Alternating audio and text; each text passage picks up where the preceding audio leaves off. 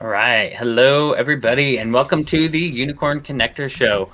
I am excited for today because we have Suzette West on the show. She's been here before, really digging into the A-Player Adventure, the A-Player Alignment Accelerator program.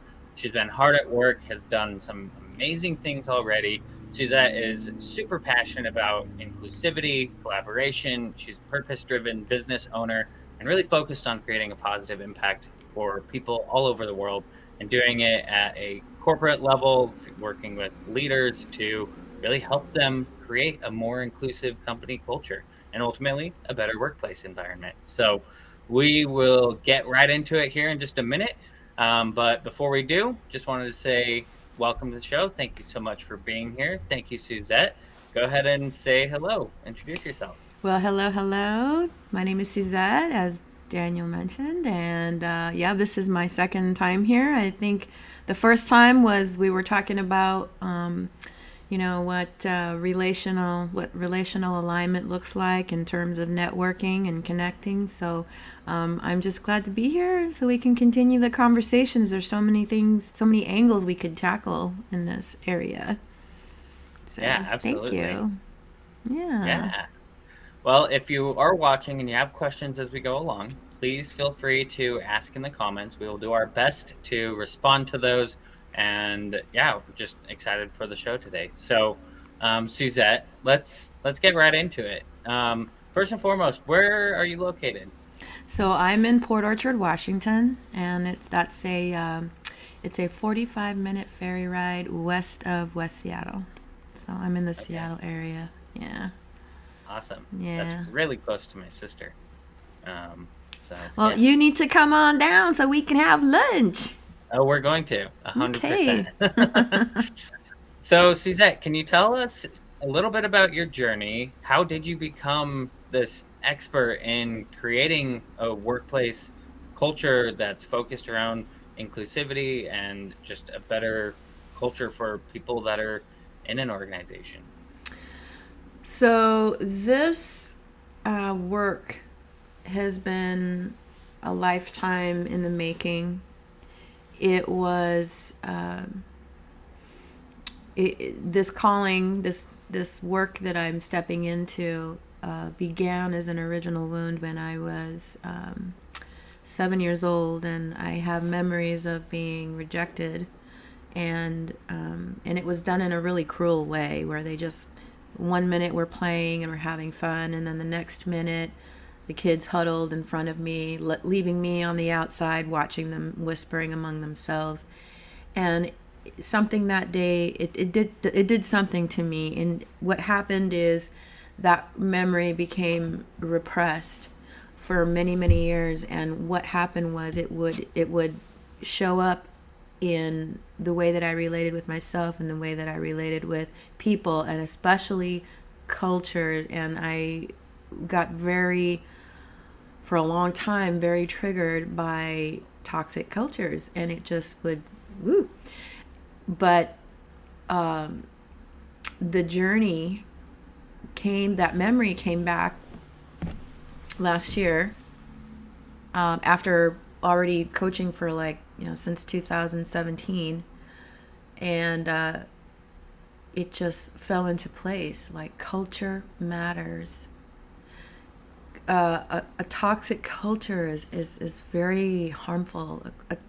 A culture that's not healthy, or a culture where people don't feel safe to express their ideas, or to feel included, or to feel any kind of belonging. Um, it's it's it's very hard. It's very hard on our state. We and If we want to make meaningful change, we have to become the change. We have to be the change. And I've been a business owner. Well, I started in real estate in 1996. I owned my own business starting in 2002, when I opened my first real estate investment company. And it's a company I still work under today, too. I still do real estate. And I've worn the shoes of the business owner. You want a good team. You need good people, because that is a good team is what determines the quality of your results.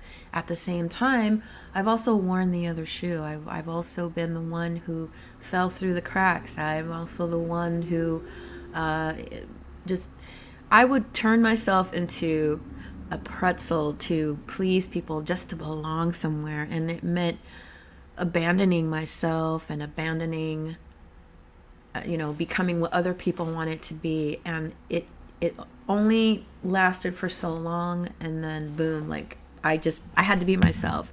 And that led to a lot of it was a long journey. It was a long journey, but I finally went from not being self-connected, not being self-aware, not being emotionally connected, and being externally defined by the people around me, by my environment, by my traditions, by my family of origin, and born into inherited stuff through DNA. Because if you've followed Bruce Lipton's work, he has shown that we can actually inherit trauma. So I the journey to this point, it was a journey. It was a journey. And it's so important for people to understand that culture is not a nebulous thing. It's a collection of energies, and you can work with them. You can work with them. And this whole life's training of mine, I mean, going from being a teenage mom, washing dishes at a neighborhood diner, to finding my way into real estate, to finding my way into coaching, and then just going through this going through life in a very highly sensitive. I'm very was very hyper vigilant, but just sensing my way through it, one step at a time, the next right step.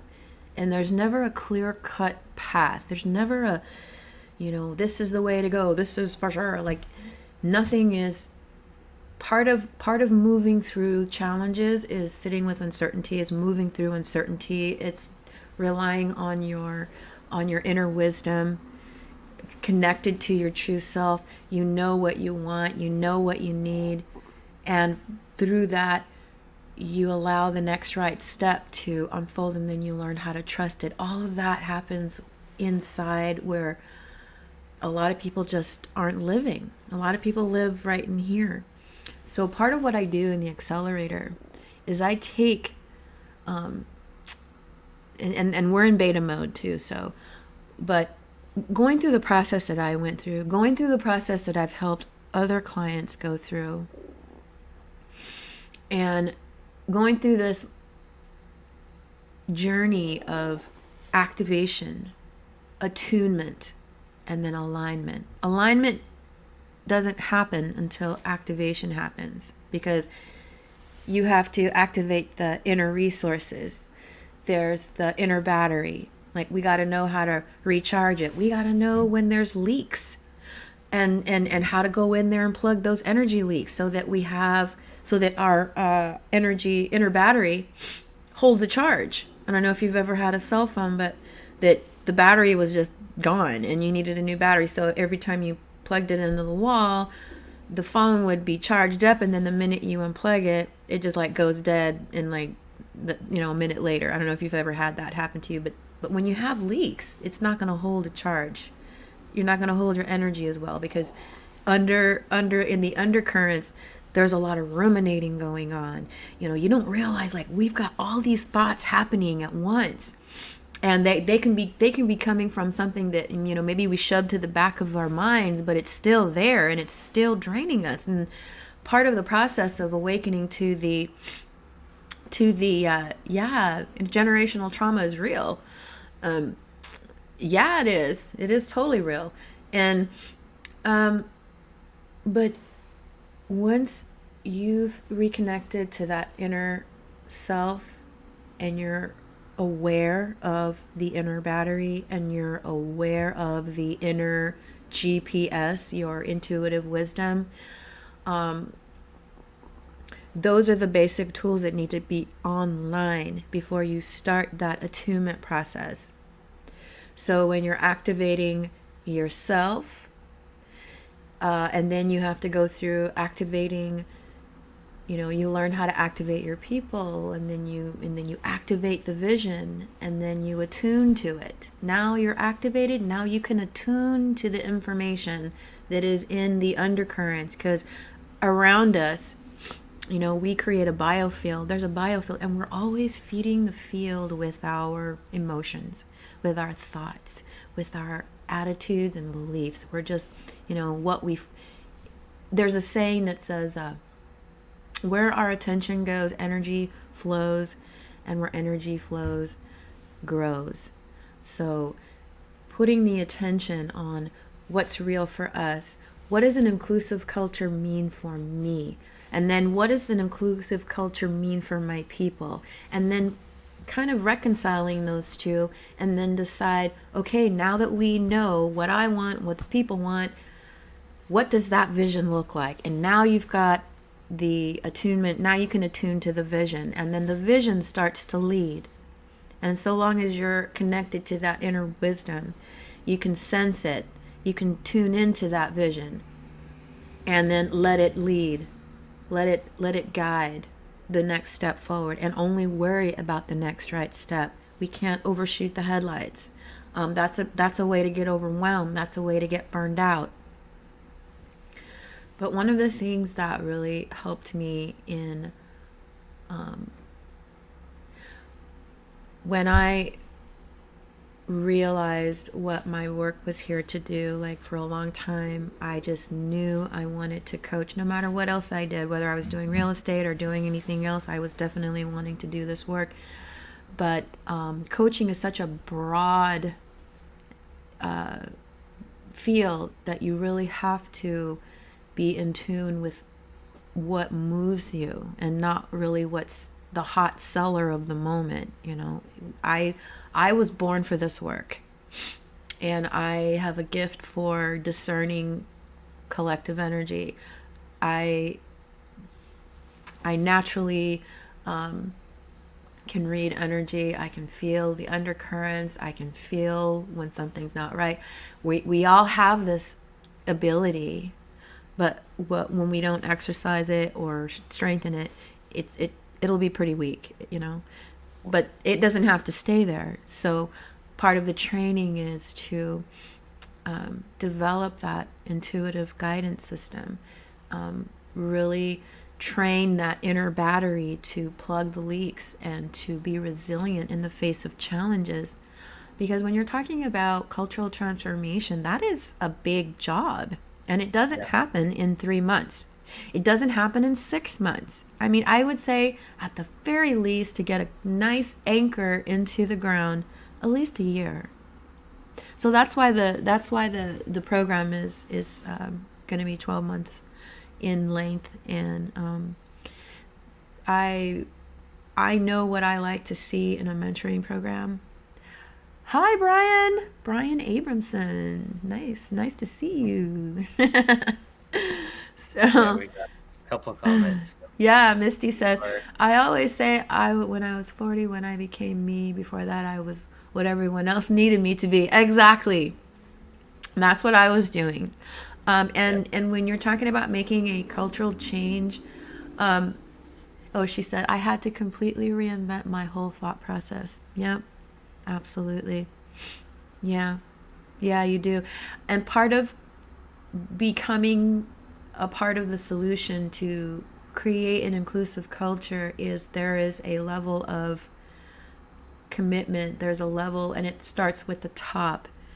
I was reading an article the other day about chief diversity officers. They're the strategists for these inclusive cultures, and many of them get hired.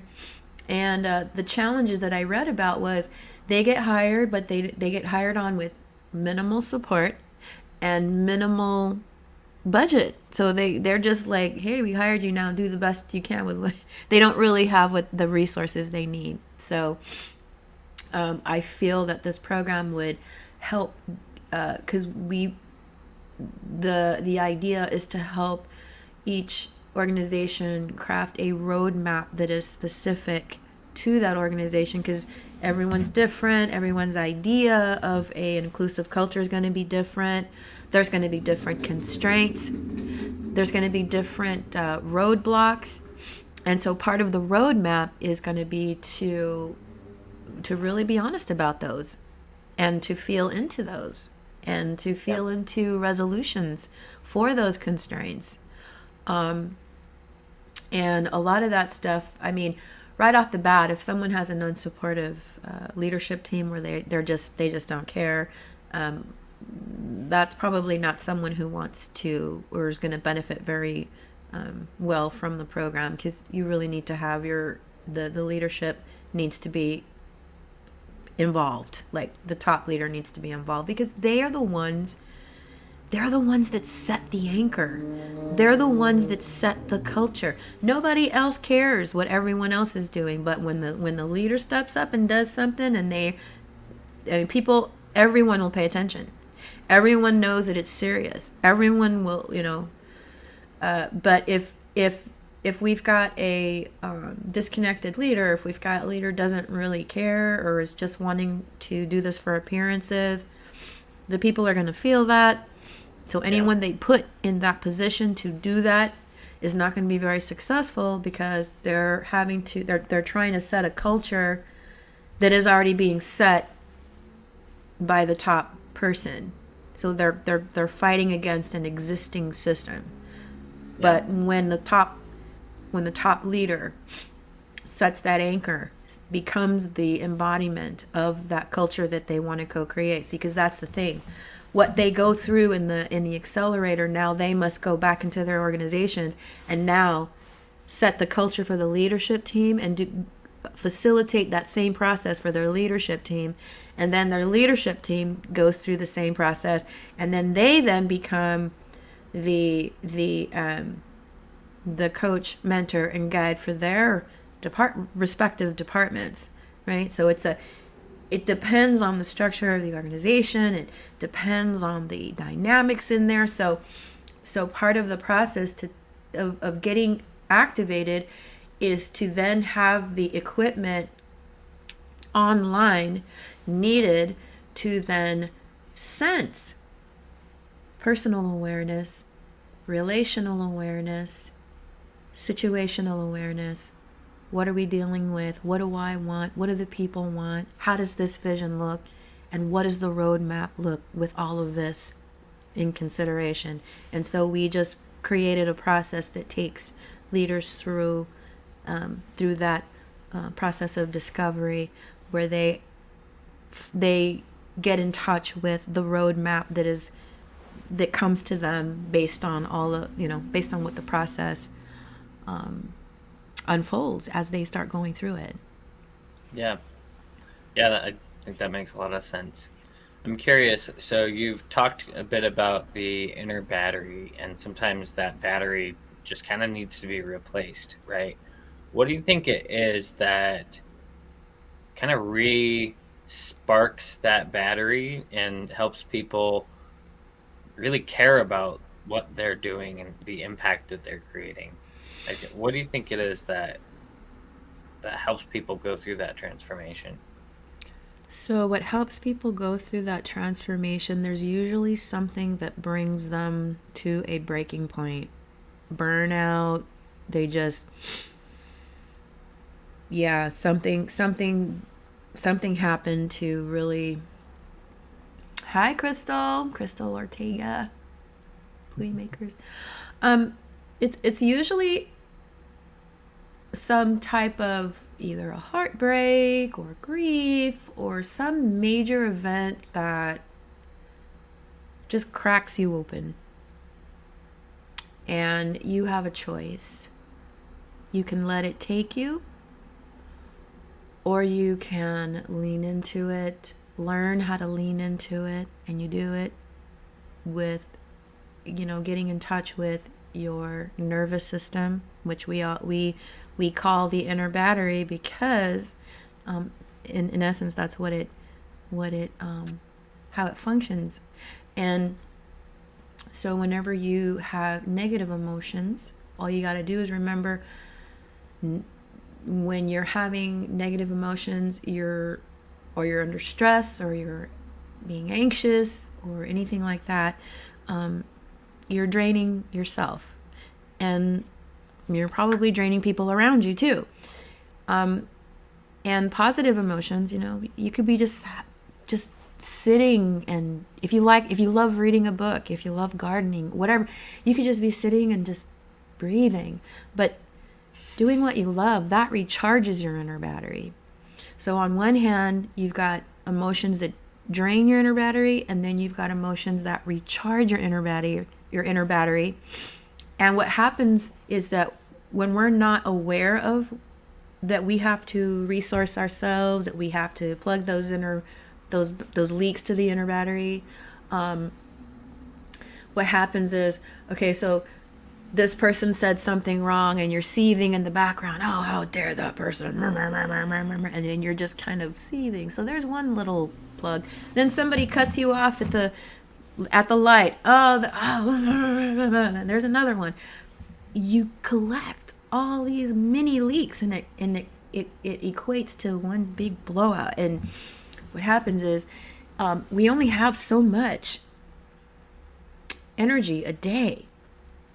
And if we're not plugging the leaks and having a daily practice of dropping in and breathing and recharging that inner battery, that inner battery, our resiliency goes down.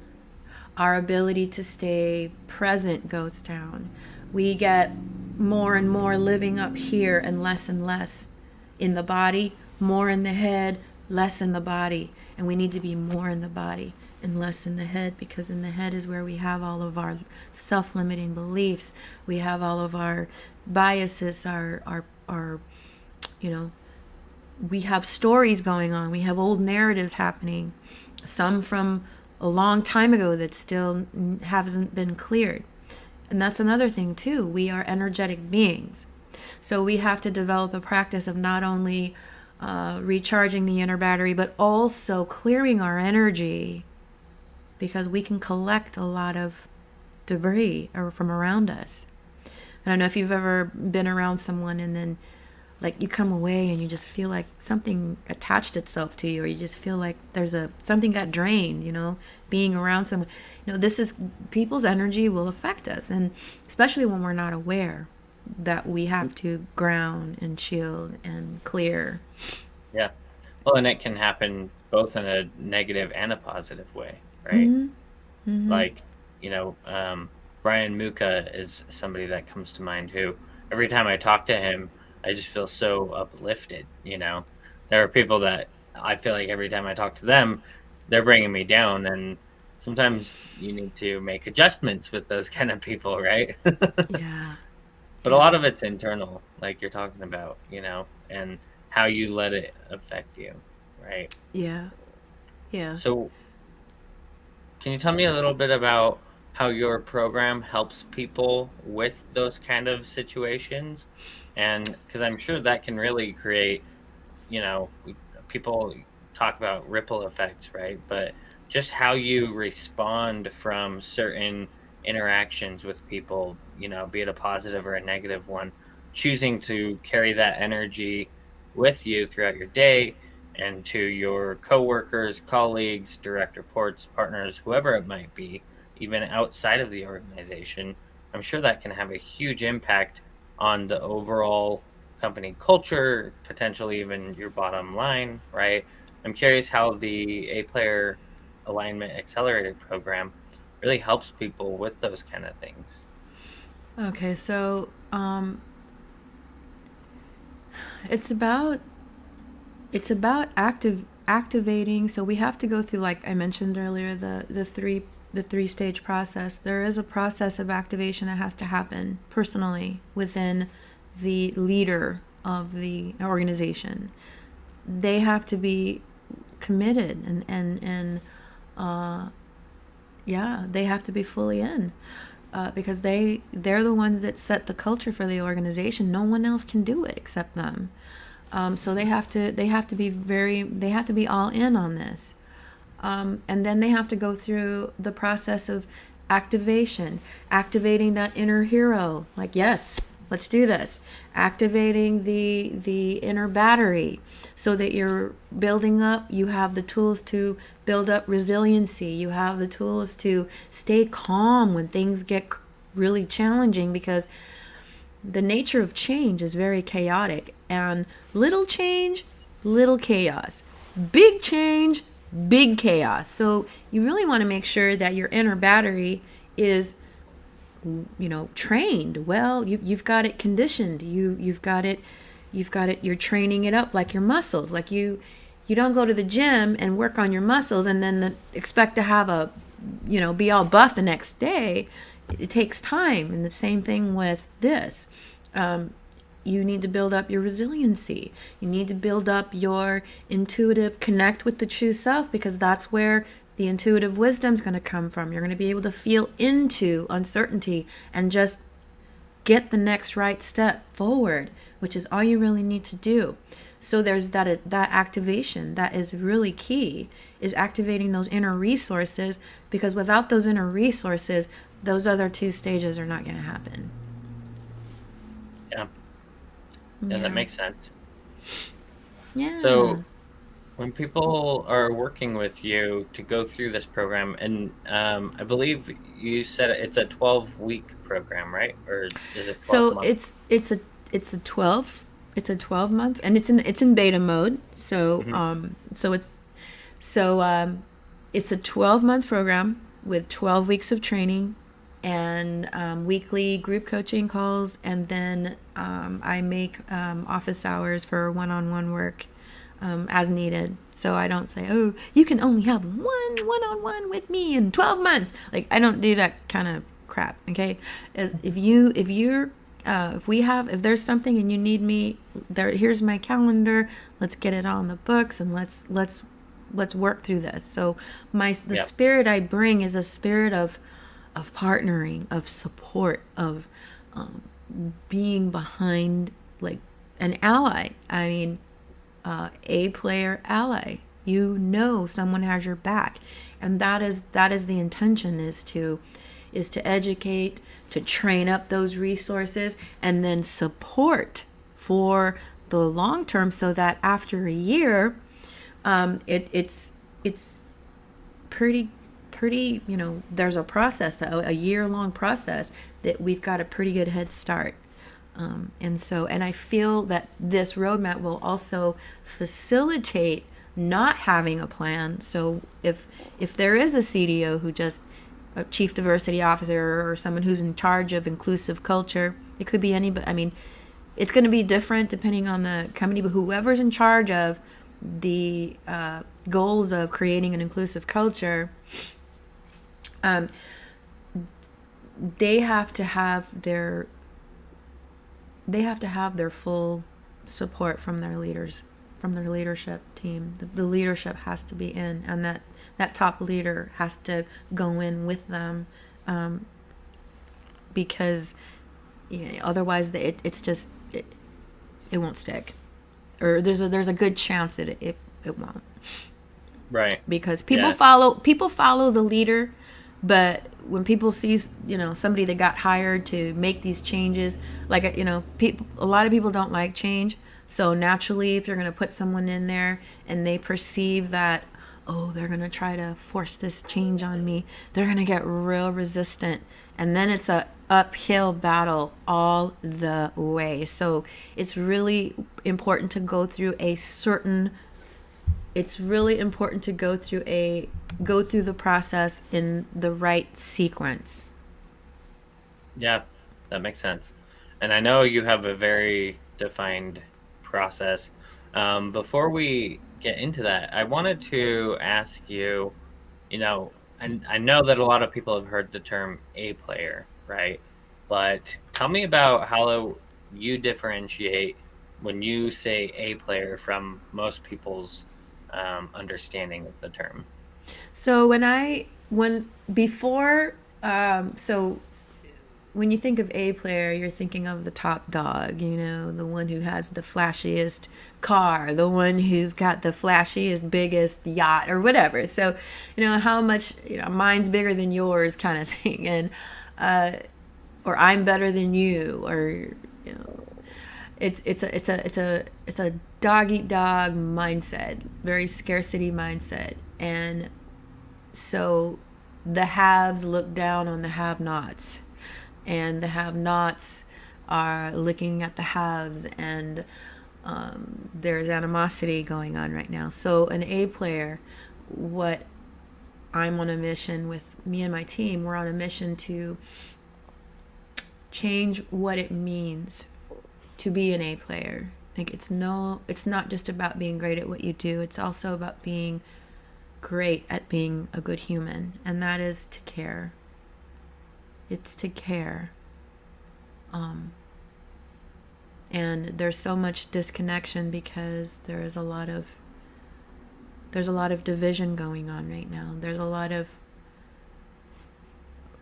just the world is in such a mess, and we're fighting amongst each other. And really, if we were to look inside of ourselves and to really tap into that place, our true wisdom, and we're able to see that we're all human. We're human. We have a soul. Everyone has a soul. Everyone has a heart. We all bleed the same color blood, And Yeah. so the A player is about being kind. It's about learning how to suspend judgment so that new ideas can come through. It's about self-inquiry. What role am I playing in this? How can I suspend judgment? How can I hear what the other person is saying without assigning what I think they're saying, without assigning my perceptions? Because that's what we get, Somebody says one thing, the other person receives it as another thing, and oftentimes it's just a lot of clashes. And this happens in families, this happens in teams, this happens in organizations, this happens in communities. I mean, it's the human experience to have disagreements, to not see eye to eye. But when we care, suddenly it's like, okay, I want to hear what this person really means. So I'm going to be listening for, what is this person really trying to say? Never mind what I think they're saying. What are they trying to say? And if I'm not clear, I'm going to ask questions to clarify. Yeah. And then be open and not be so quick to assign a narrative. And that takes slowing down. It takes dropping into oneself and really feeling like, how am I feeling right now about this? And just being with the experience without reacting to it. Just being in the moment, being with the experience, taking it in, not making it as, not assigning any meaning to it, instead of reacting, only listening to respond, listening to react, instead of really listening to what the other person is saying. And that causes a lot of misunderstandings, a lot of ruined relationships. So that's part of the little nuances that you don't really see until you start going through working with a bunch of people that come from different backgrounds, that come from different walks of life, and we don't all think the same. We don't all come from the same. We're all different, and that's the beautiful thing about life. It's a beautiful thing that we're not all the same. Well, it really helps kind of open up the discussion to new perspectives, right? And I love that you talked about not judging people and just having an open mind to what other people have to say, and that in and of itself just creates a more inclusive culture when you let other people talk and give ideas and feedback and share their input on all sorts of things, right? So I'm curious to know from you kind of what does inclusivity mean to you, Suzette? And I would love to know, for anybody watching, if you want to answer that same question in the chat, I would love to know your answers as well. But then also, Suzette, what are some common misconceptions about inclusivity in the workplace? Um, and I guess the one about inclusivity that I think is that maybe people don't.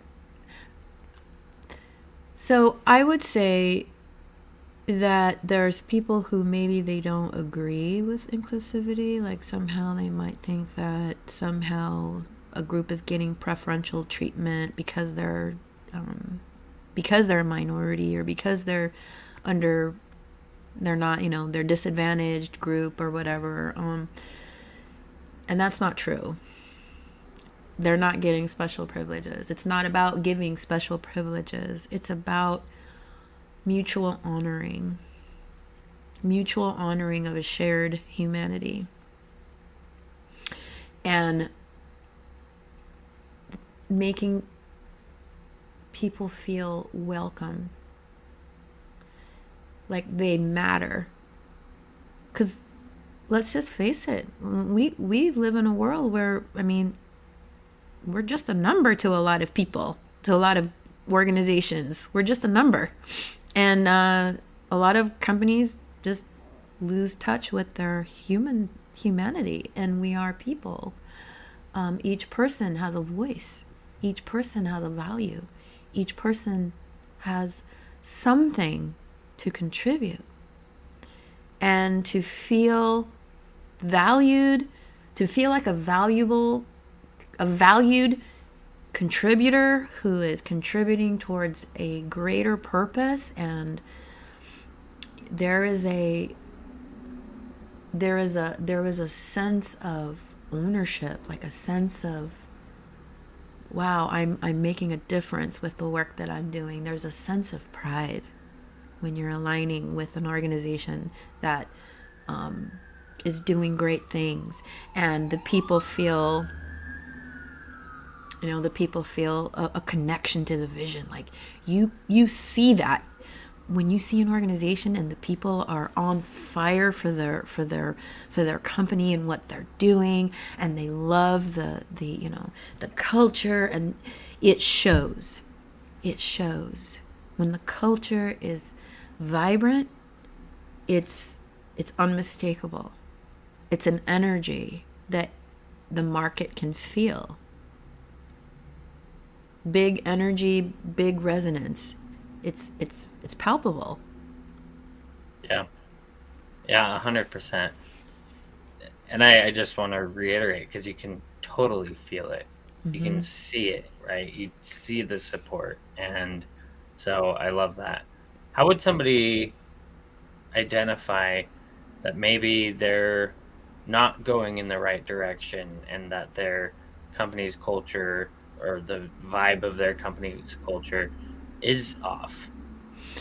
So one of the telltale signs is this. Okay, so when things are in alignment, things flow. They flow with ease. When things are not in alignment, it's like pulling teeth to just make an inch of progress.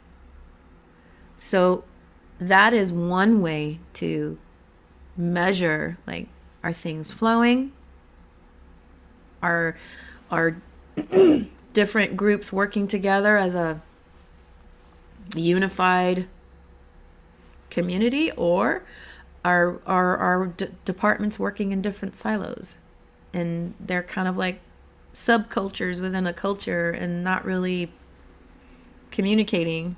Like long time ago, I used to work at at a bank, at an international bank in Los Angeles, and they were an international bank, and like the traders would be across from us, and then we were the business operations department, and never talked to each other. Never talked to each other. And so it was just like a companies within a company, just little. And I mean, if that's what works, if that's the nature of the company, and everyone's happy with it, but if there's disconnection, if there's people feeling like they don't matter, if there's just this really unsettling feeling of there's something amiss, things are not going in the right direction, there's too much fighting, there's too much arguing, there's too much disharmony between people, there's too much drama, or there's politics or favoritism or nepotism, or I mean, there's a lot of ways to pick up on red flags. So yeah. Yeah, absolutely. And I think that going back to kind of the beginning of identifying that your battery is continuously getting drained is kind of a good indicator, right? Yeah. Oh yeah, if you go home every day feeling drained and dreading the next day, that's a sign too. Yeah, right. And for the employees and for the people who are in these stressful environments, then it becomes it becomes personal responsibility to take charge of one's own inner workings and learn about your own inner battery and learn how to recharge it and learn how to use the breath and use the tools to get coherent, so that even when you're in a toxic environment or environment that's not healthy, you are resilient. You're building up your resiliency for the work. And maybe that's also a sign that maybe it's time to consider another route. When it's consistent, that's a sign. That's a sign to take a look. There's something amiss there, right? So yeah. Yeah. A huge part of this feels like finding that spark, and sometimes we physically burn out, right? But sometimes when it's recurring and it's mental and it's a drag, I feel like a lot of the time that's tied to not being clear on your purpose and the passion that you have for what you do. As I like to say that, just because maybe you're not doing something that is directly tied to something you're passionate about, you should be able to find a reason to be passionate about what you're doing, right? So I'm curious, like, how you would suggest somebody go about identifying their purpose so that they can feel passionate about what they do. Because I think if you don't know that, it's almost a guarantee that you're not going to be fully satisfied or energized to get up in the morning and go do what you do, unless it's just fun, right? I mean, then great, like that's easy. But yeah, so what would you say would be a good path, or I should say journey, for people to take to identify their purpose and come up with things they're passionate about? Well, before you can connect with your purpose, you have to connect with your true self. So the practices that help to connect one with their true selves is meditation, contemplative practices, mindfulness meditation, mindfulness practices, heart-focused breathing. There's tools that the Heart Math Institute puts out. What I like to do, and this is really good for really just dropping in and getting to know that rich inner life, and that is through what's called stream of consciousness journaling. And so maybe you drop in And you have a very important question, and you just bring it to your heart, and you just let it sit there just for a minute, and you breathe into it, and then you're going to ask yourself, you know, how do I feel about this? What's going on here? What is it that I need to know? And then what am I feeling? And then just sit there and feel into that question, and then go to the journal and set the timer for about 5 to 15 minutes after you've sat there for a little while, to get connected to that inner voice, to really deeply listen for what wants to be here right now. And then start to write. Start to let it flow. Even if it seems like random thoughts, doesn't matter.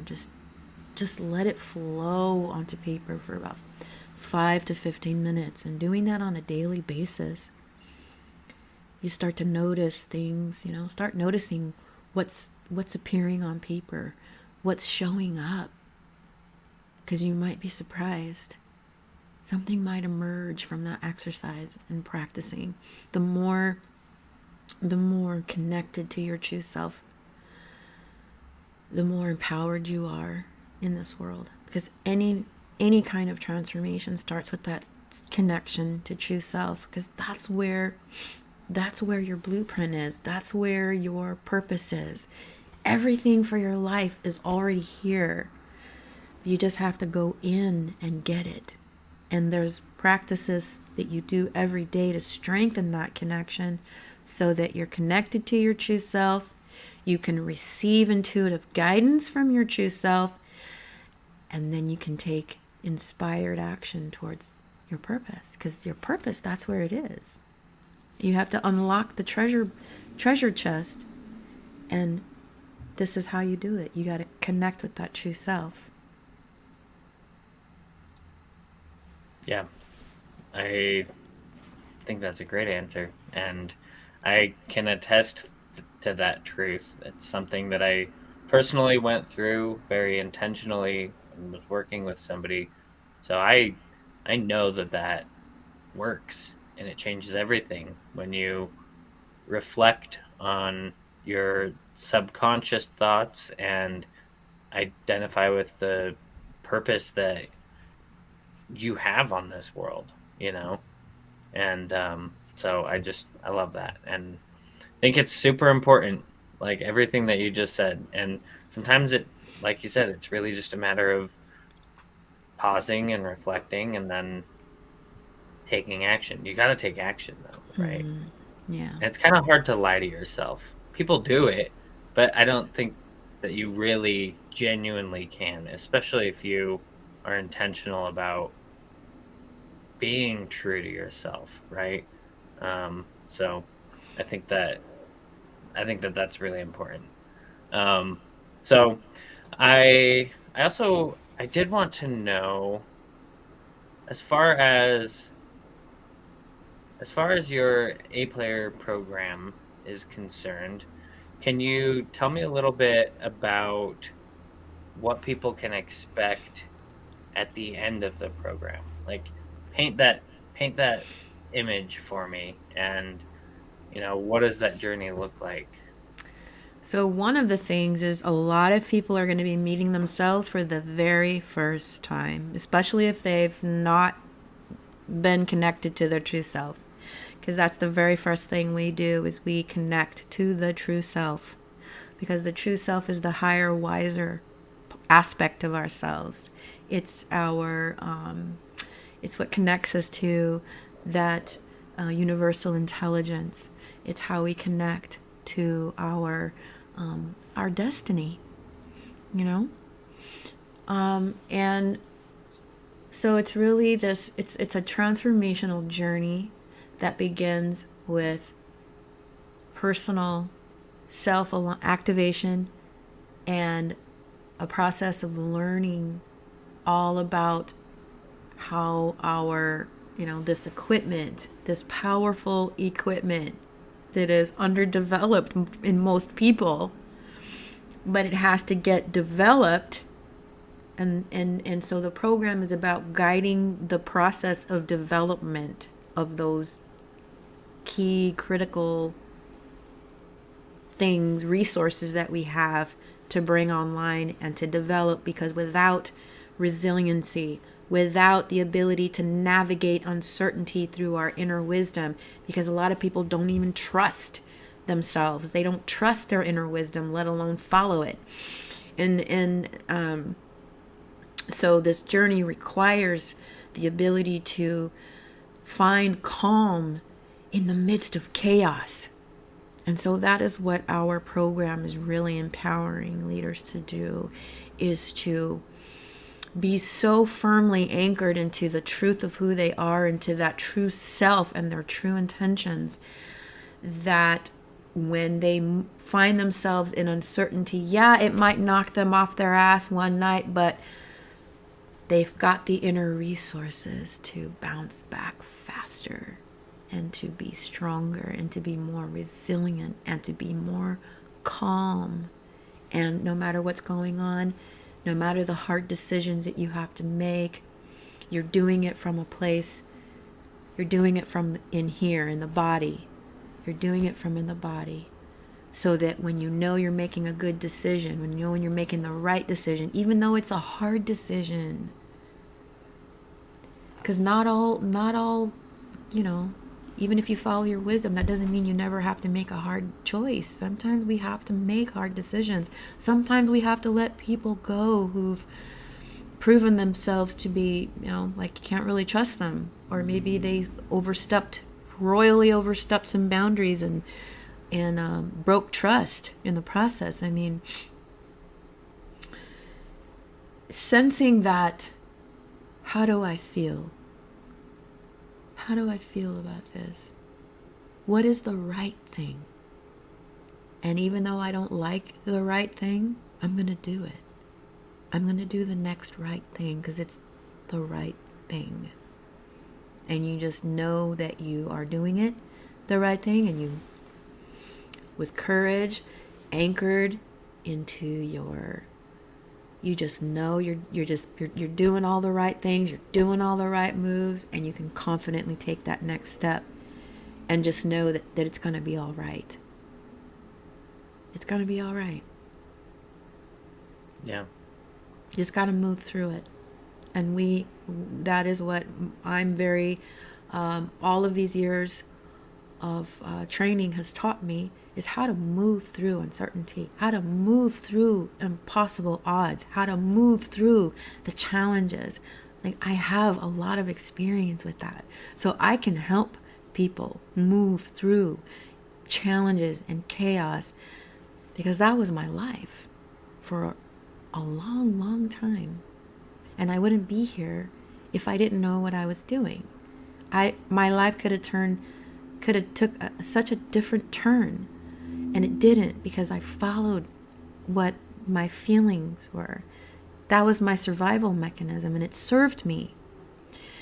And then when I healed that wounded inner child of mine, and I was able to stop reacting to things and be more in my anchor, in my grounded in my inner life, instead of being externally defined, now I'm being internally defined, living from inside out instead of living from the outside in, trying to make myself look good and twist and contort myself so that I fit the whatever's expected of me.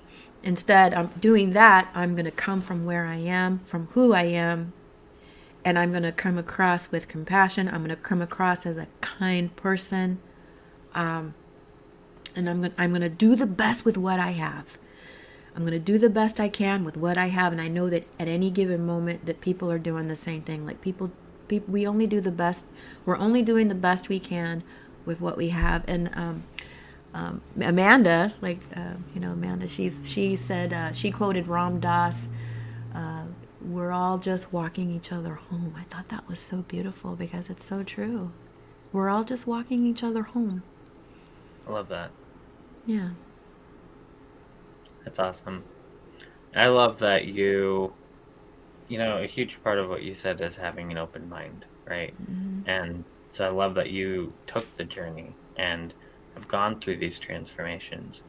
And I just, from personal experiences, and I'm sure you would say the same thing, anybody thinking about it should have that conversation, should go to your website, aplayer.academy, and learn more. And you have a place for people to schedule a call there too, right? Yep. And it's worth worth the conversation. It can Yep. change your life. It probably will. If you're feeling inclined to do so, it probably will in a very positive way. And other people's lives too. That's what I love Mm-hmm. about what you're doing, Suzette. It's just such a positive thing that creates such a positive ripple and it changes the world to make it a better place. You know, what I like to when I work with people, and just anyone who cares to listen, we're all like these stones that when you throw them in the water, they make this rippling effect, just kind of flows out from the impact. And so just think of it like this. If you don't do your inner work, if you don't take the journey of to your true self and allow yourself to come alive, because that's what happens. You come alive because you're now more fully yourself. When you connect to that true self, you light up. You become this, I don't know, it's you're different. You're more. And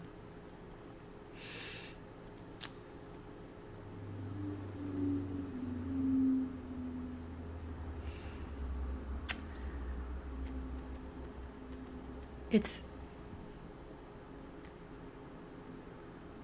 a journey, definitely a hero's journey, because there's going to be times when you're meeting the dragons. You're going to meet your dragons along the way, and it means we have to face them, and we have to befriend them. They have a place at the table too. We have to embrace all the feelings, the good, the bad, the ugly. We just embrace all of it, and without making it mean anything. But that activation is the very first step. It's very fundamental, very foundational to have that connection to true self. Because without it, we're lost. So Absolutely. Totally agree with that. So, Suzette, remind me when the first cohort is starting. When is the program launching? So the course is opening up July 17th, and the first group coaching call is going to be on July 20th. So the first, it's going to launch July 17th. And I also have a free resource that I created called the Self-Alignment mini training. And so I've created a video, and there's some PDFs, and gives you the overall roadmap. And also we hone in on step 7 of the roadmap. And I also provide like a mini training on the video. So that is all on the website, aplayer.academy. And it's my free gift to anyone who's kind enough to visit my website. Awesome. And just check it out. Yeah, definitely. Okay. Well, I definitely recommend anybody check out the website. I know you've done a great job with that, and I think that even just going through the mini course will be beneficial and impactful and show the heart that you have for what you're doing. And I just think it's awesome. How would you suggest people connect with you, if not the website? So I'm on LinkedIn, Suzette West. So just reach out to me and connect, and yeah, that's the best way. I'm on there a lot. Awesome. All right, sounds good. Well, Suzette, This has been a complete pleasure. I always love talking with you. And I just want to say thank you again for everything that you're doing. Thank you for coming on the show. And for everybody watching, thank you for being here as well. Really appreciate you. Thank So you. Thank we'll you for wrap it up. having me, Daniel, and for all that you're doing for all of us in the unicorn community. You're awesome. Thank you. I appreciate that. All right. Well, we will catch you on the next one. Thanks again and have a fantastic rest of your day. You too. Bye. Bye.